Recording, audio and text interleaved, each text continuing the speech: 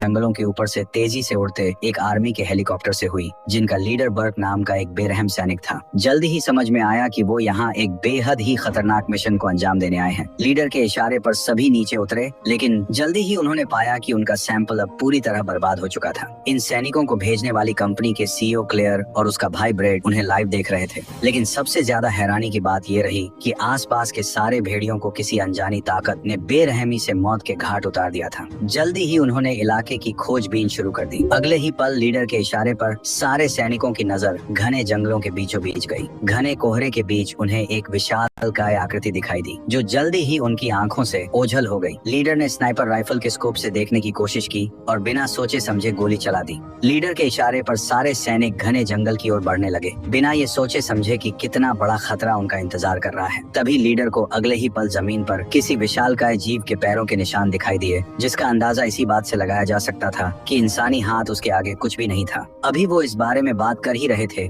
तभी अचानक झाड़ियों में आहट हुई। सबने तुरंत अपनी अपनी पोजीशन ले ली, लेकिन अगले ही पल दरअसल वो सिर्फ घबराए हुए हिरणों का झुंड मात्र था। अभी उन्होंने चैन की सांस भी नहीं ली थी कि अगले ही पल एक विशालकाय भेड़िया, जिसने पलक झपकते ही एक सैनिक को दबोच लिया। टीम ने अंधाधुंध फायरिंग शुरू कर दी। उसी पल लीडर ने जो देखा उसे उसकी आंखें फटी की फटी रह गई। दरअसल ये एक उड़ने वाला विशालकाय भेड़िया था। उस भेड़िए का आकार किसी दैत्य जैसा और रफ्तार बिल्कुल चीते जैसी थी। उधर क्लेयर और ब्रेट ये सब लाइव स्क्रीन पर देख रहे थे। जल्दी ही उन्हें समझ में आया कि अब उस भेड़िए पर उनके फॉर्मूले का असर पूरी हो चुका है। सैनिक एक एक करके उस बेरहम भेड़िए का शिकार बनते जा रहे थे। एक सैनिक ने अंधाधुंध फायरिंग शुरू की, लेकिन अगले ही पल उसकी आंखों के सामने अंधेरा छा गया। लीडर किसी तरह अभी तक खुद को बचाए हुए था। चारों तरफ उसके मारे गए साथियों के मांस के लोथड़े पड़े थे। गन ताने कांपते कदमों के साथ उसने आगे बढ़ने की सोची, लेकिन जल्दी ही लीडर ने पाया कि उसके साथी अब महज लाश के ढेर से ज्यादा और कुछ नहीं थे। अभी लीडर खुद को संभाल भी नहीं पाया था कि तभी उसका सामना उस भेड़िए से हुआ। उसने अंधाधुंध गोलियां चलाई, लेकिन भेड़िए पर इसका कोई असर नहीं हुआ। डर के मारे लीडर तेजी से भागा और पायलट से मदद मांगी। भेड़िया उसके ठीक पीछे था। इससे पहले कि वो भेड़िए का शिकार बनता, तभी मौके पर एक हेलीकॉप्टर आ पहुंचा। सैनिक ने तुरंत मशीन गन से भेड़िए पर गोलियों की बारिश शुरू कर दी। भेड़िए का ध्यान भटका और अगले ही पल वो हुआ जिसकी कल्पना भी मैंने नहीं की थी। अगले ही पल भेड़िए ने चीते की फुर्ती से छलांग लगाई और सीधे हवा में उछलकर गनर को ही दबोच लिया। हेलीकॉप्टर का संतुलन बिगड़ा। तेजी से गिरता हेलीकॉप्टर बेकाबू होकर सीधे पहाड़ से टकरा गया और एक जोरदार धमाके के साथ ब्लास्ट हो गया। दूर खड़ा लीडर सिवाय देखने के कुछ और नहीं कर सका। तभी कोई चिपचिपा पदार्थ उसके कंधे पर आ गिरा। भेड़िया ठीक उसके पीछे था। एक जोरदार दहाड़ के साथ भेड़िए ने उसका भी काम तमाम कर दिया। दरअसल उनकी एक गलती ने मानवता के विनाश का रास्ता खोल दिया था। 1993 में जब क्रिस्पर तकनीक आई, जिससे हर लाइलाज बीमारी का इलाज जेनेटिक एडिटिंग से संभव हो सका, लेकिन जल्दी ही समझ आया कि यह वरदान दरअसल एक अभिशाप से कम नहीं था। अमेरिकी खुफिया एजेंसियों ने इसे सामूहिक विनाश का हथियार घोषित कर दिया, क्योंकि वे जान चुके थे कि जीन्स से छेड़छाड़ दुनिया को खत्म कर सकती है। लेकिन एक लालची प्राइवेट कंपनी ने सबकी नजरों से छुपाकर इस जेनेटिक एडिटिंग के प्रयोग को स्पेस में जारी रखा। पर वहाँ एक ऐसी गड़बड़ी हुई जिसने एक छोटे से चूहे को विकराल रूप दे दिया। उस चूहे ने पूरे क्रू को मार डाला। स्पेसक्राफ्ट किसी भी वक्त फट सकता था। इकलौती बची डॉक्टर लैब में पहुंची और सैंपल इकट्ठा करने लगी। तभी एक जोरदार धमाका हुआ। डॉक्टर जैसे ही पीछे पलटी, उसकी आंखें फटी की फटी रह गई। तभी वह विकराल चूहा डॉक्टर का शिकार करने के लिए उसकी ओर तेजी से झपटा। किसी तरह डॉक्टर सैंपल लेकर स्पेसक्राफ्ट से बाहर निकली और सही समय पर कैप्सूल का दरवाजा बंद कर दिया। एक जोरदार धमाके के साथ पूरा स्पेस स्टेशन तबाह हो गया। डॉक्टर ने चैन की सांस ली ही थी, तभी एस्केप का कांच टूटा और एक जोरदार धमाके के साथ पूरा कैप्सूल आग के गोले में तब्दील होकर मलबे में बदल गया। दूसरी तरफ इस दुर्घटना से पूरी तरह बेखबर हमारी मूवी का मेन कैरेक्टर रॉक एक प्राइमेटोलॉजिस्ट है, यानी बंदरों पर रिसर्च करने वाला। मतलब वो अलग ही लेवल का बंदा था। हालांकि वो कभी अमेरिकी सेना के विशेष बलों का सैनिक रह चुका था। फिलहाल वो सैंटियागो वाइल्ड लाइफ सैंक्चुअरी के लिए काम करता है, जो अभी अपने स्टूडेंट्स को प्रैक्टिकल के लिए घने जंगल के बीचों बीच ले आया था। सब हंसी मजाक करते घने जंगल के बीच, लेकिन छुपे हुए खतरों से अनजान धीरे धीरे आगे बढ़ रहे थे। तभी एक जोरदार धमाका हुआ। रॉक ने सबको रुकने का इशारा किया। सबकी सांसें थम गई। अगले ही पल रॉक ने सामने की तरफ इशारा किया, क्योंकि ये पूरा इलाका बेहद ताकतवर और खूंखार गोरिल्लों का था। हालांकि रॉक जिन्हें पहले ही ट्रेन कर चुका था, लेकिन एक गोरिल्ला पावो जो इस ग्रुप का नया सदस्य था, जैसे ही उसने रॉक और बाकी स्टूडेंट्स को देखा, वो बेहद आक्रामक होकर जोर जोर से गुर्राने लगा।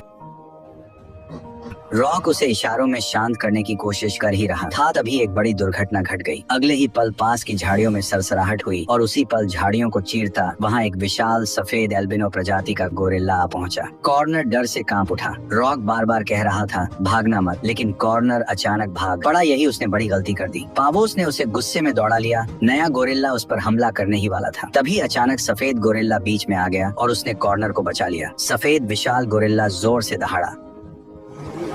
नया गोरिल्ला उसकी चेतावनी को अब समझ चुका था, जिसका सीधा और खतरनाक नाम कोंग था। और अच्छी बात ये रही कि उसका रॉक के साथ एक अलग ही रिश्ता था। वे इशारों में बात करते थे और एक दूसरे की टांग खींचना उनकी पुरानी आदत थी। हालांकि रॉक के सिखाए इशारे अब उस पर ही भारी पड़ रहे थे। दरअसल कोंग की मां को शिकारियों ने बेरहमी से तब मार दिया था जब वह बेहद छोटा था, लेकिन रॉक ने उसे बचा लिया और उसे अपनी देखरेख में रखा। उसी रात सन्नाटे को चीरते हुए नीली रोशनी के साथ एक एयरक्राफ्ट कैप्सूल का मलबा सीधे वाइल्ड लाइफ सेंचुरी में आ गिरा। कोंग वहां पहुंचा तो देखा सिर्फ एक छोटे से कैन के गिरने से ही जमीन में गहरा गड्ढा बन गया था। जैसे ही उसने उस कैन को छुआ, एक तेज हरी गैस चारों तरफ फैल गई और अगले ही पल कोंग जोर से दहाड़ा। इसी दौरान दूसरा कैन भेड़ियों के इलाके में और तीसरा कैन एक मगरमच्छों से भरे तालाब में जा गिरा। डरने वाली बात यह रही कि यह वही खतरनाक सैंपल था जिसके असर से एक छोटा सा चूहा भी विकराल रूप ले चुका था। भेड़ियों के इलाके में एक भेड़िए ने उस गैस को सूंघ लिया। इधर तालाब में एक मगरमच्छ ने पूरा कैन ही निगल लिया। अगली सुबह रॉक घबराहट में जल्दी जाओ पहुंचा। चौंकाने वाली बात यह रही कि कोंग ने पावो को मार डाला था और गुफा के अंदर बैठा अजीब तरीके से गुर्रा रहा था। तभी रॉक ने एक और चौंकाने वाली बात नोटिस की। कोंग का आकार सिर्फ एक रात में ही दुगना हो गया था। रॉक ने कोंग से पूछा कि आखिर उसने ऐसा क्यों किया। कोंग ने बताया कि वह बहुत डरा हुआ था। इधर एनर्जीन कंपनी की सीईओ क्लेयर को दिखाया जाता है, जिसकी कंपनी ने पैथोजेन डीएनए केमिकल बनाया था। उसकी टीम जंगल की ओर निकल पड़ती है, जो जंगल में पैथोजेन सैंपल ढूंढने आई थी। उन्हें वहाँ एक बहुत बड़े भेड़िए के पैरों के निशान दिखते हैं। इससे पहले कि वे कुछ समझ पाते, विशालकाय भेड़िए ने उन पर हमला कर दिया और सारे सैनिकों को बारी बारी से मौत के घाट उतार दिया। कंपनी की सीईओ क्लेयर यह सब देख रही थी, जिसका सीधा मतलब था कि उन्होंने अपने सभी सैंपल खो दिए थे। लेकिन असली सच्चाई तो अब सामने आने वाली थी। रॉक उस कैन का सच जानने के लिए हर संभव प्रयास कर रहा था, जहां उसकी मुलाकात डॉक्टर केट से हुई। जल्दी ही समझ में आया कि वह एनर्जीन कंपनी में एक जेनेटिस्ट थी। यह कैन दरअसल उसका ही रिसर्च सैंपल था, लेकिन रॉक उस कैन को इतनी आसानी से देने के पक्ष में नहीं था, क्योंकि अब बात सीधा कोंग की जान पर बनाई थी। भूखा कोंग बेकाबू होता जा रहा था। केट ने रॉक को क्रिस्पर तकनीक और डीएनए एडिटिंग के बारे में जानकारी दी कि कैसे अलग अलग जीवों के सबसे शक्तिशाली जीन्स को मिलाकर एक ऐसा सुपर जेनेटिक जीव तैयार किया जा सकता है जिसकी ताकत की कल्पना करना भी मुश्किल है। सबसे ज्यादा परेशान करने वाली बात यह रही कि उन्होंने ब्लू व्हेल, शार्क, डायनासोर और चीते के डीएनए को मिलाकर एक नया डीएनए बनाया था। और अभी कोंग की यह हालत उसी डीएनए की वजह से ही थी। लेकिन तभी कोंग भूख और शरीर में हो रहे बदलावों की वजह से अपना आपा खो बैठा। इससे पहले कि रॉक उसे शांत कर पाता, कोंग ने पिंजरे की मजबूत सलाखों को तिनके की तरह उखाड़ फेंका। चारों तरफ अफरा तफरी मच गई। देखते ही देखते घबराए कोंग ने जू की दीवार के उस पार छलांग लगा दी। सामने से आती एक कार को उसने खिलौने की तरह मसल डाला। रॉक ने कोंग को शांत करने की कोशिश की, लेकिन अचानक मौके पर पहुंचे पुलिस बल ने स्थिति को और ज्यादा बिगाड़ दिया। अगले ही पल वहां एक हेलीकॉप्टर आ पहुंचा। रॉक ने उनकी चाल भांप ली। उसने रुकने का इशारा किया, लेकिन तब तक देर हो चुकी थी। उसी पल सैनिक ने कोंग को निशाना बनाकर कई ट्रैंक्विलाइजर कोंग पर दाग दिए। कोंग जोर से दहाड़ा, लेकिन जल्दी ही दवा का असर होते ही कोंग निढाल होकर जमीन पर गिर पड़ा। इधर रॉक की मुसीबतें कम होने का नाम ही नहीं ले रही थी। रॉक का डॉक्टर केट के साथ पाया जाना FBI के मन में शक पैदा कर रहा था। उन्हें लग रहा था कि गोरिल्ला पर हुआ खतरनाक एक्सपेरिमेंट उन दोनों की मिलीभगत का नतीजा है। जल्दी ही दोनों को बंदी बना लिया गया और बेहोश कोंग के साथ उसी मिलिट्री कार्गो प्लेन में डाल दिया गया। तभी अचानक रॉक की नजर कोंग के उन जख्मों पर पड़ी जो पिंजरा तोड़ते वक्त उसे लगे थे। वहाँ अब सिर्फ मामूली खरोच के निशान बचे थे। जल्दी ही समझ में आया कि एनर्जीन कंपनी द्वारा बनाए गए डीएनए में कुछ खास बदलाव भी किए गए थे। उस डीएनए से बने जानवर एक लो फ्रीक्वेंसी रेडियो वेव की तरफ खींचे चले आएंगे। क्लेयर का प्लान बेहद सादा और सिंपल था कि आर्मी उन्हें मार देगी और वे आसानी से उसका कीमती डीएनए सैंपल हासिल कर लेंगे, और यही उनका प्लान भी था। अगले ही पल क्लेयर ने रेडियो की लो फ्रीक्वेंसी सक्रिय कर दी। उसका ऐसा करना ही था कि वह विशाल भेड़िया जो अभी एक मुसाफिर बस पर हमला कर लोगों को अपना निवाला बना रहा था। जैसे ही उसे वह रेडियो सिग्नल मिला, वह उस फ्रीक्वेंसी को खत्म करने के लिए पागलों की तरह निकल पड़ा। हैरान कर देने वाली बात यह रही कि उसके शरीर में ब्लू व्हेल का डीएनए भी था, जिसकी मदद से वह पानी के रास्ते अविश्वसनीय रफ्तार से आगे बढ़ने लगा। लेकिन आसमानी मुसीबत तो अब आने वाली थी। रेडियो फ्रीक्वेंसी चालू होने पर अचानक कोंग जाग उठा। अपनी ताकत का पूरा जोर लगाकर एक झटके में ही उसने लोहे के पिंजरे को तिनके की तरह तोड़ दिया। एजेंट रसेल ने शूट इट साइड का आदेश दे दिया। भारी भरकम कोंग की हलचल से प्लेन हवा में डगमगाने लगा। सैनिकों ने कोंग पर अंधाधुंध गोलियों की बौछार कर दी, लेकिन वो ये भूल चुके थे कि अब उसकी खाल किसी कछुए के कवच की तरह मोटी और अभेद्य हो चुकी थी। सैकड़ों गोलियां भी उसका बाल तक बांका नहीं कर सकी। कोंग किसी खूंखार शिकारी की तरह सैनिकों को ढेर करता जा रहा था। इसी अफरा तफरी के बीच रॉक ने खुद को आजाद किया। अब उसकी एकमात्र उम्मीद ट्रैंक्विलाइजर गन ही थी। वो उसे फुर्ती से रीलोड करने लगा। इसी बीच रसेल की गन खाली हो गई और वह सीधे कोंग के खूनी पंजों के नीचे आ गया। रॉक की उंगली ट्रिगर पर थी, लेकिन उसने पाया कि अगर उसने कोंग को बेहोश कर दिया तो सैनिक उसे मार डालेंगे। वो अभी इसी बड़ी उलझन में था कि तभी पीछे से एक सैनिक ने दोबारा फायरिंग शुरू कर दी। गुस्से से पागल कोंग ने उस सैनिक को दबोच लिया, लेकिन इस गोलाबारी में एक गोली सीधे पायलट को जा लगी। विमान बेकाबू हो गया। तभी एक गोली सीधे विस्फोटकों में जा लगी। एक जोरदार धमाका हुआ। विमान बेकाबू हो गया और आग के गोले में तब्दील होकर तेजी से जमीन की ओर गिरने लगा। अब रॉक के सामने दोहरी चुनौती थी। बेकाबू गुस्सैल कोंग के कहर से बचना और विमान के जमीन से टकराने से पहले सुरक्षित बाहर निकलना। रॉक ने फुर्ती दिखाई और भारी भरकम माल ढोने वाला एक वाहन कोंग के ऊपर गिरा दिया, जिससे कुछ पलों के लिए उसकी रफ्तार थम गई। इसी बीच केट ने अपना पैराशूट पहना और तेजी से जलते हुए विमान से बाहर छलांग लगा दी। लेकिन रॉक रसेल को वहां मरने के लिए नहीं छोड़ सकता था। उसने उसे पैराशूट पहनाया और अपनी जान जोखिम में डालकर उसके साथ प्लेन से कूद पड़ा। हवा के तेज थपेड़ों के बीच रसेल की आंख खुली तो खुद को आसमान से गिरता देख उसकी हालत खराब हो गई। कुछ ही पलों में विमान एक जोरदार धमाके के साथ गिरकर तबाह हो गया। जमीन पर उतरते ही तीनों ने उस मलबे और पूरे क्रैश एरिया का चप्पा चप्पा छान मारा। लेकिन हैरानी की बात यह रही कि वहां कोंग की लाश का नामो निशान तक नहीं था, जिसका सीधा और साफ मतलब था कि कोंग अभी जिंदा था। केट ने बिना कुछ छिपाए पूरी सच्चाई बता दी। केट ने बताया कि उसका एकमात्र सपना विलुप्त होने वाले जानवरों को बचाना था और इसी नेक मकसद के लिए उसने क्रिस्पर तकनीक का सहारा लिया। लेकिन इसी दौरान उसका भाई गंभीर रूप से बीमार पड़ गया। डॉक्टरों ने भी अपने हाथ खड़े कर लिए थे, लेकिन केट को पूरा भरोसा था कि वह अपनी तकनीक से उसे बचा लेगी। एनर्जीन कंपनी में आने के बाद उसने अपने भाई की जान बचाने के लिए जितने भी सैंपल्स तैयार किए, क्लेयर ने धोखे से उनका इस्तेमाल खतरनाक जैविक हथियार बनाने में किया। केट इस खौफनाक साजिश से पूरी तरह बेखबर थी, लेकिन जब उसे इसकी भनक लगी तो उसने उन सैंपल्स को नष्ट करने की कोशिश की, लेकिन वह पकड़ी गई। केट के जेल जाने के महज 1 महीने बाद ही उसके भाई ने अपना दम तोड़ दिया। अब केट का मिशन सिर्फ एनर्जीन के इस काले साम्राज्य को खत्म करना था, ताकि कोई और मासूम इसकी भेंट न चढ़े। पूरी सच्चाई जानने के बाद रॉक का पत्थर दिल भी पिघल गया। जल्द ही दोनों को स्कॉट एयरफोर्स बेस लाया गया, जहाँ पूरे ऑपरेशन की कमान कर्नल ब्लैक के हाथों में थी। कोंग और विशाल भेड़िया सीधे शिकागो की ओर बढ़ रहे थे, वो भी एक साथ। रसेल ने केट और रॉक का परिचय कराया, क्योंकि इस वक्त उन दोनों से ज्यादा उन जानवरों के बारे में कोई नहीं जानता था। केट ने तुरंत चेताया कि शायद एनर्जीन कंपनी लगातार एक लो फ्रीक्वेंसी सिग्नल भेज रही है और यही वजह है कि ये जानवर उनकी ओर खींचे चले जा रहे हैं और ये साफ है कि उनके रास्ते में आने वाली हर चीज तबाह हो जाएगी। रॉक ने सुझाया कि उनके डीएनए में किए बदलाव की बदौलत उन्हें घातक टैंकों या किसी भी प्रकार के हथियारों से रोकना नामुमकिन है। शहर खाली करवाना ही उनका एकमात्र रास्ता था। लेकिन कर्नल ब्लैक को अपने जवानों और मिसाइलों पर पूरा भरोसा था। हैरानी की बात यह रही कि एफबीआई के आदेश पर बिना किसी देरी के केट और रॉक को हिरासत में ले लिया गया। दोनों अच्छी तरह जानते थे कि अगर पूरे शहर को तबाही से बचाना है तो R19 एंटीडोट का डोज ही उन बेकाबू जानवरों को काबू करने का एकमात्र रास्ता है। रॉक ने मौका पाकर सैनिकों को छकाया और उन्हें बेहोश कर वहां से भाग निकले। लेकिन अभी भी उनकी सबसे बड़ी चुनौती एक हेलीकॉप्टर की तलाश थी, जो उन्हें समय रहते शिकागो पहुंचा सके। कड़ी सुरक्षा वाले मिलिट्री के हेलीकॉप्टर चुराना नामुमकिन था, इसीलिए उनकी आखिरी उम्मीद अब अस्पताल के एयर एम्बुलेंस हेलीकॉप्टर को चुराने पर टिकी थी। खुशकिस्मती से उन्हें एक खाली हेलीकॉप्टर मिल गया। इससे पहले कि रॉक उसका दरवाजा तोड़ता, रसेल वहां पहुंच गया। केट ने रसेल को समझाने की कोशिश की कि आर्मी के किसी भी तरह के घातक हथियार उन बेकाबू जानवरों के सामने बेकार हैं। उन्हें एनर्जीन में मौजूद R19 एंटीडोट से ही रोका जा सकता है। केट ने बताया कि रील बीट मोंग बाबा ने कहा है कि समझदार इंसान की पहचान मुसीबत में ही होती है। रसेल ने भी स्थिति की गंभीरता को समझा और नियम तोड़कर उनकी मदद करने का फैसला किया। उसने हेलीकॉप्टर की चाबी उनके हाथ में थमा दी, बदले में बस पल पल की खबर उस तक पहुंचाने की मांग रखी। सेना ने बिना वक्त गवाए दोनों विशाल जीवों पर सटीक मिसाइल गिरा दी। हमला इतना जोरदार था कि कर्नल को लगा सब खत्म हो गया। असलियत जानने के लिए एक सैनिक टुकड़ी मौके पर पहुंची, लेकिन हैरानी की बात ये थी कि वहां कोई लाश नहीं मिली। अभी वो स्थिति को भांप भी नहीं पाए, तभी अचानक घने धुएं के बीच से उन दोनों जानवरों ने हमला बोल दिया।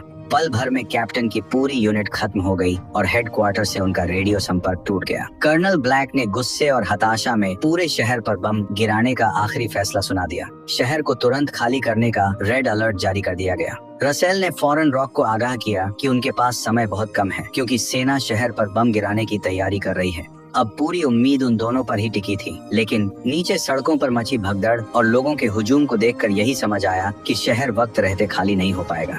अचानक रॉक की आंखों के सामने एक उड़ती हुई कार तेजी से बिल्डिंग से जा टकराई।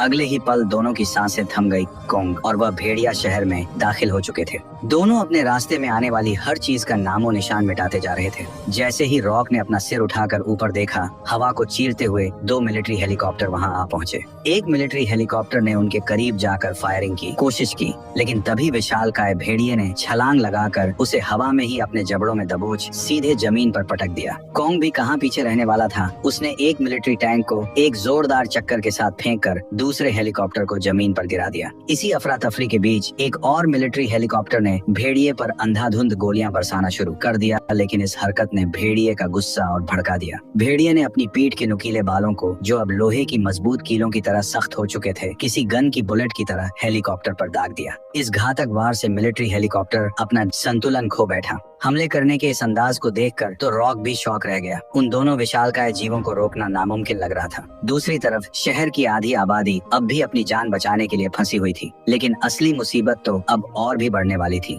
तभी एक और भयानक आफत के आने की खबर मिली। पानी के रास्ते कोई बेहद ही तेज रफ्तार से शहर की ओर बढ़ रहा था। दरअसल यह तो वह विशालकाय मगरमच्छ था जिसने पैथोजन केन को निगल लिया था, जो अब शिकागो शहर के तट पर पहुंच चुका था। शहर में दाखिल होते ही उसने उस शिप को तहस नहस कर दिया जिस पर हजारों लोग सवार होकर शहर से बाहर निकलने की कोशिश कर रहे थे। पानी से बाहर आते ही वो जोर से दहाड़ा, और ये पहली बार था जब मैंने किसी मगरमच्छ को दहाड़ते हुए सुना। कर्नल ब्लैक ने अपनी पूरी ताकत उस तीसरे राक्षस पर झोंक दी। विशालकाय मगरमच्छ पर गोलियों की बौछार कर दी गई। एक सैनिक ने आरपीजी लॉन्चर निकाला और सटीक निशाना लगाकर मगरमच्छ पर दाग दिया।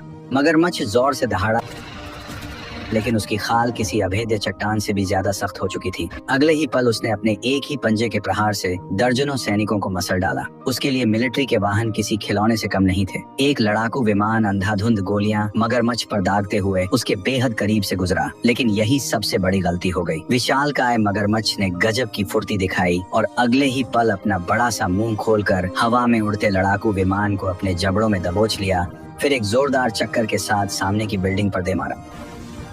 ये नजारा देखकर तो केट और रॉक दोनों सहम गए। इधर कोंग और भेड़िया अलग ही कोहराम मचा रहे थे। पूरी आर्मी को बेबस और नाकाम होता देख रॉक ने बिना देर किए अपना हेलीकॉप्टर एनर्जीन की बिल्डिंग की ओर मोड़ दिया, ताकि समय रहते एंटीडोट हासिल कर सके। उधर बेकाबू तबाही को देख गुस्से में चूर कर्नल ब्लैक ने शहर पर बम गिराने का आखिरी आदेश दे डाला। आदेश मिलते ही B-2 बॉम्बर विमान ने अपने टारगेट को हिट करने के लिए उड़ान भर ली। रॉक और केट एनर्जीन बिल्डिंग पहुंच चुके थे। तभी रॉक को एक खौफनाक संदेश मिला। आधे घंटे में शहर पर बमबारी होने वाली थी। केट ने किसी तरह लैब से R19 एंटीडोट ढूंढ निकाला। उसने अभी कुछ एंटीडोट निकाले ही थे कि तभी क्लेयर और उसका भाई ब्रेट वहां आ धमके। बंदूक की नोक पर उन्होंने केट से एंटीडोट छीन लिए और तभी अचानक रॉक पर गोली चला दी।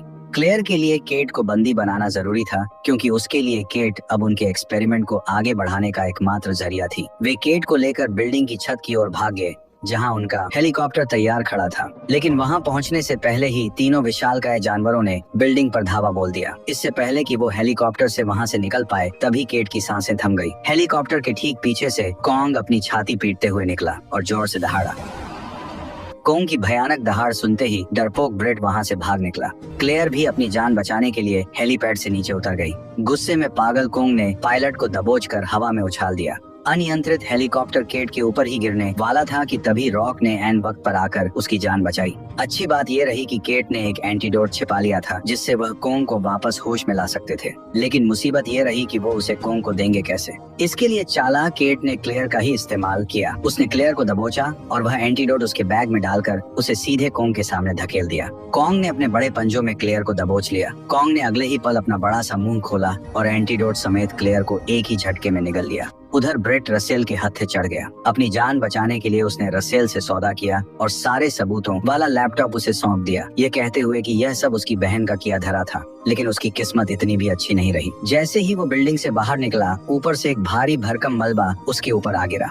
इससे पहले कि बिल्डिंग पूरी तरह ढहती, रसेल दूसरे दरवाजे से बाहर निकल भागा। बिल्डिंग की नींव हिलाने वाला विशालकाय मगरमच्छ तेजी से टावर की तरफ बढ़ रहा था। केट और रॉक का बचना नामुमकिन लग रहा था। तभी रॉक की नजर सामने गिरे क्षतिग्रस्त हेलीकॉप्टर पर गई। तभी बेरहम भेड़िया भी यहाँ आ पहुंचा। रॉक ने केट को लेकर उस क्षतिग्रस्त हेलीकॉप्टर में बैठने का फैसला किया जिसकी पूंछ टूट चुकी थी। जैसे ही बिल्डिंग गिरनी शुरू हुई, रॉक ने इंजन स्टार्ट किया। पूरी बिल्डिंग भयानक चरमराहट के साथ नीचे गिरने लगी। धूल का गुबार उठ गया। बेचारी केट के तो गोटे मुंह में आ गए। अगले ही पल पूरी बिल्डिंग जोरदार धमाके के साथ जमीन पर आ गिरी। बेकाबू हेलीकॉप्टर हवा में गोल गोल गोते खाते हुए अचानक धूल के गहरे घने गुबार में समा गया। मुझे लगा कि दोनों का काम तमाम हो गया, लेकिन अगले ही पल रॉक ने हेलीकॉप्टर का दरवाजा खोल अपने जिंदा बचने का सबूत दिया। चमत्कारिक रूप से दोनों की जान बच गई। अभी दोनों ने चैन की सांस भी नहीं ली थी कि तभी धूल और मलबे के गुबार से कोंग बाहर निकल आया।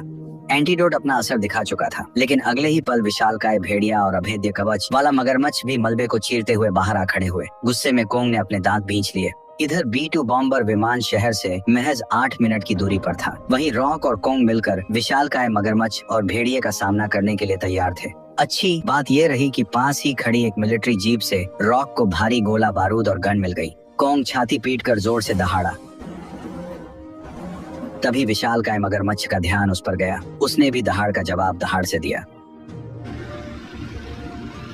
अगले ही पल गुस्साया मगरमच्छ कोंग की ओर लपका। कोंग भी तैयार था। वो पीछे पलटा और भारी मलबे को हथियार बनाकर सीधा उसके मुंह पर दे मारा। तभी अचानक भेड़िए ने कोंग पर पलटवार किया। कोंग ने उसे मजबूत हाथों से जकड़ा और एक जोरदार चक्कर घुमाकर दूर फेंक दिया। लेकिन तभी भेड़िए के शरीर से चमगादड़ जैसे विशाल पंख निकल आए, जिसे देखकर तो रॉक के मुंह से निकला। उसको भी पंख लग गए।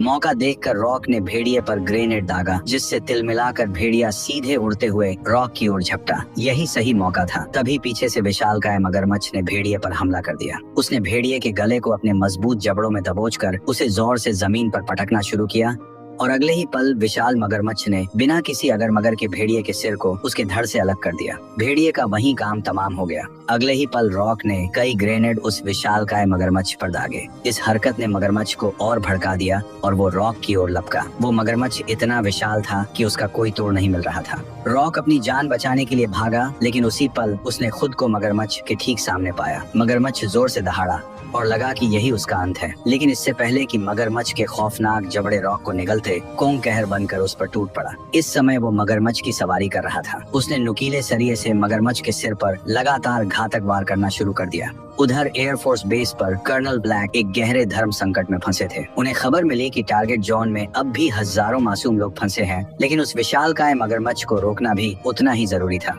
इसी बीच शिकागो की सड़कों पर मगरमच्छ ने कोंग के पैर को बुरी तरह अपने खौफनाक जबड़ों में जकड़ लिया। रॉक को तभी एक आइडिया आया। उसने विस्फोटकों का पूरा जखीरा मगरमच्छ के कान के छेद में झोंक दिया। एक जोरदार धमाका हुआ और मगरमच्छ ढेर हो गया। मगरमच्छ का अंत हो गया ऐसा आपको लग रहा होगा, लेकिन अगले ही पल वो फिर से उठ खड़ा हुआ, जिसे देखकर रॉक के मुंह से निकला।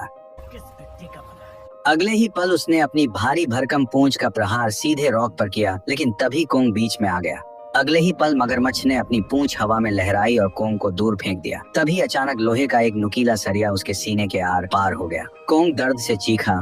उसकी जान खतरे में थी। रॉक ने विशाल मगरमच्छ का ध्यान भटकाने के लिए पास ही के एक क्षतिग्रस्त हेलीकॉप्टर की गन से उस पर फायरिंग शुरू कर दी। रॉक ने अच्छों को रिंग में धूल चटाई थी, लेकिन जमीन पर इस तरह का अपोनेंट उसे पहली बार मिला था। रॉक जोर से चिल्लाया और बोला, और तभी मिसाइलें दाग दी। जोरों का धमाका हुआ और धूल का गुबार छा गया। लेकिन अगले ही पल विशालकाय मगरमच्छ धूल के गुबार से बाहर निकला। उसने अपने मजबूत जबड़ों में हेलीकॉप्टर को जकड़ लिया। जैसे ही मगरमच्छ ने रॉक को निगलने के लिए अपना विशाल जबड़ा खोला, कोंग अपनी आखिरी ताकत बटोरकर हवा में उछला और वही लोहे का सरिया विशाल मगर की आंखों के रास्ते उसके दिमाग में उतार दिया। दर्दनाक दहाड़ के साथ वो वहीं ढेर हो गया।